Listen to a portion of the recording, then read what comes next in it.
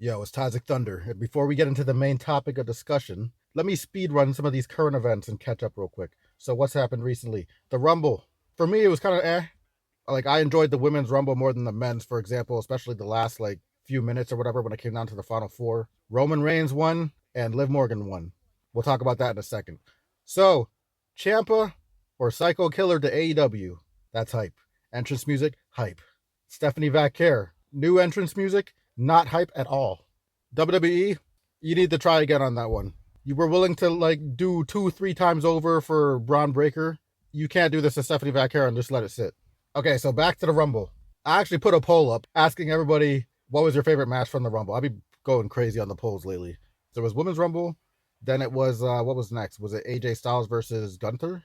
And then it was Sami Zayn versus Drew, and then it was the Men's Rumble. I think that was the order. But yeah, basically nobody favored Drew versus Sami. Which let's talk about that for a second, because a lot of people predicted that Sami Zayn was gonna win because Saudi Arabia. Even I thought they might have done that because that would have made sense for them.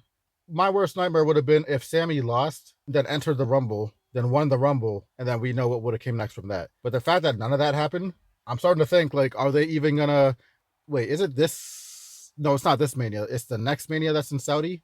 It's 2027, I think. I heard is the first Saudi one. So is this next one in Vegas? Where's this one? Anyway, you get what I'm trying to say. If they don't give it to Sami then I think it might just be over for him. I put up another poll. Who is most likely to become world champ first? And I had Logan Paul, LA Knight, Sami Zayn, and Jacob Fatu. Last time I looked at the poll, I think it was either Jacob Fatu or Logan Paul that was winning. Sami Zayn was actually in last. So I guess a lot of people lost faith. So, what was I talking about? Back to the Rumble. First of all, shout out to Liv Morgan. She deserved the win. Like I said, I just thought that whole Rumble in general was just better. Men's Rumble kind of disappointed me. Like I wasn't, not that I was expecting many returns or anything like that, but just from like an in-ring perspective, I've seen a lot of other people complaining about this too, saying how like, oh, the match itself was just bad. But this is what happens when you got people, again, it's the whole storytelling versus in-ring shit again. Now, nobody expects amazing in-ring in the Rumble because there's like fucking 10 motherfuckers in the ring at the same time. But Bully Ray and a lot of other people echo the sentiment of people don't remember matches, they remember moments. So when you sit there and you don't have like barely either, then it's what happens. Because Javon Evans, for example, I'm surprised they didn't do as much with him as I thought they were going to do in the ring. Because I thought he was just there to like play the role of the guy who's hard to eliminate and do all kinds of like acrobatic stuff. He did a few things, but like nothing too crazy that I can remember. I mean, you know, he bounced a couple times or whatever. Anyways, Obafemi, I don't like how he was eliminated. Brock Lesnar, I thought was about to go into business for himself versus Ilya, but then he got eliminated like 2 minutes later. So I was like, oh, okay, maybe that was just like, I don't know what that was. But yeah, Roman Reigns. So this discussion at the moment is Roman Reigns had to win because in his absence, no one else could get over. He went on Pat McAfee's show and whatever and was speaking. And people are saying it was in character. Some people are saying it was real speak. But yeah, as I say this, apparently the video of Roman winning the Rumble has been met with dislikes by the IWC. Now, this one's interesting because people would swear that Roman is an IWC guy. So if that's true and that video does have dislikes, then either it's either the Cody kids that also have internet access or people just wanted someone new. Because the last, like, 4 Rumbles, it's been Cody twice, Jey Uso, and Roman. And out of those 4, the argument that they try something new with Jey Uso, you can use that one time. But it's like, okay, there is a such thing as picking correct if you do try something new. Like LA Knight, for example. They put this guy in hiding for however long that was to bring him back in the Rumble to not give him the win. I think he might actually be done, dude. If I'm LA Knight and my contract's coming up, if it is or not, I don't know, I'm not re-signing. Same thing with Chelsea Green. After hearing what they said about me, if I'm Chelsea, I'm not re-signing. I'm going somewhere else. Now, unfortunately, a lot of these people have dreams when they're like 8 years old talking about, I want to have a WrestleMania moment. I want to main event WrestleMania. And then, you know, they finally get to the company, but because they dreamed that so hard for years, they can't leave. And then they sacrifice their self-respect, acting like there's no other viable platforms at the moment, when now more than ever, you got way more options. Anyhow, that reminds me of something else I want to talk about later, so let me hurry up here. So it looks like Roman is going after CM Punk's title. Now, I kind of don't like this because we all saw Roman talk about that belt like a couple years ago, calling it the B title.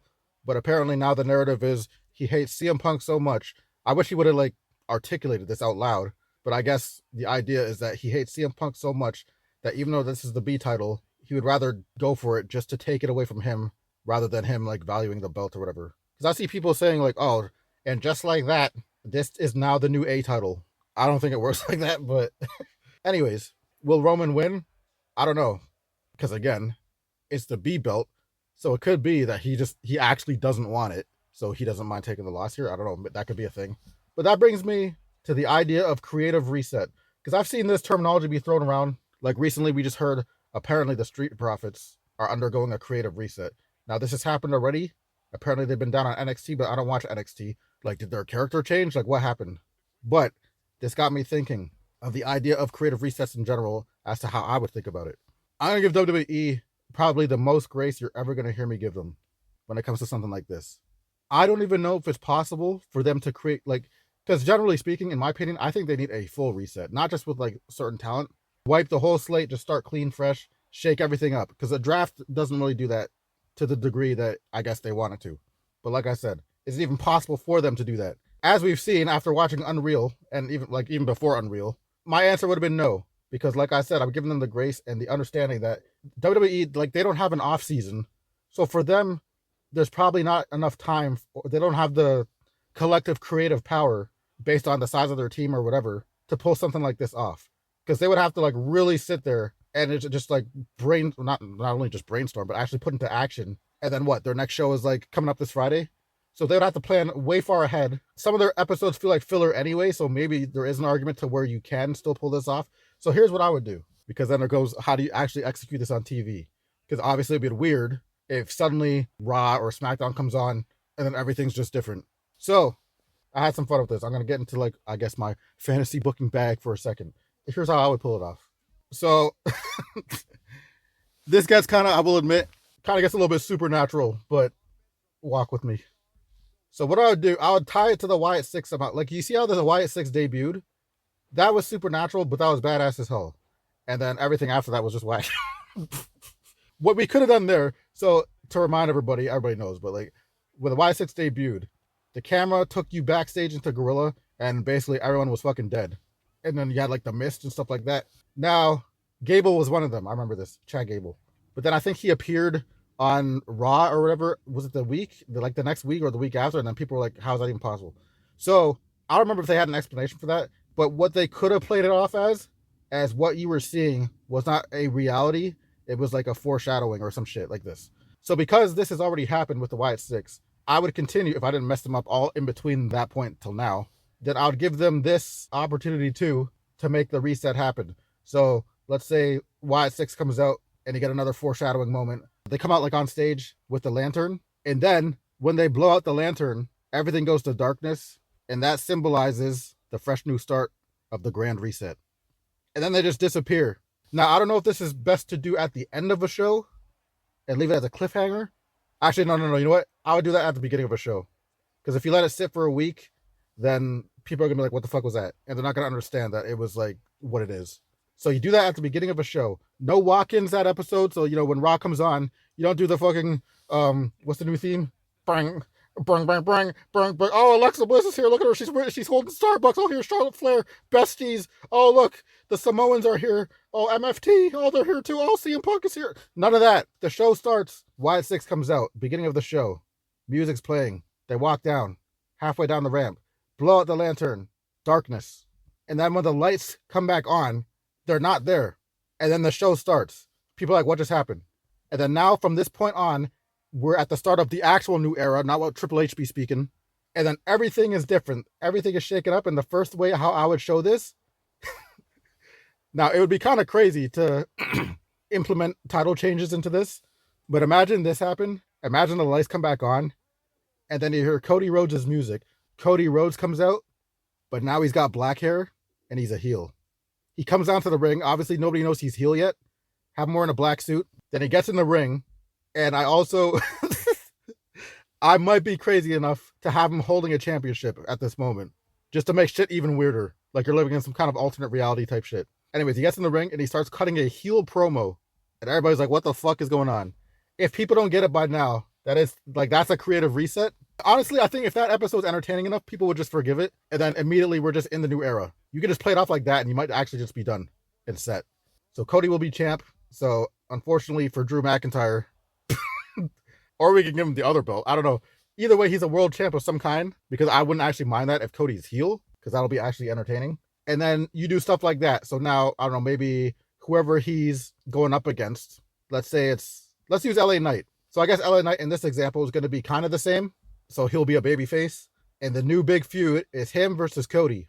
And then they work a program until finally LA Knight wins the world title. So you like keep switching things up.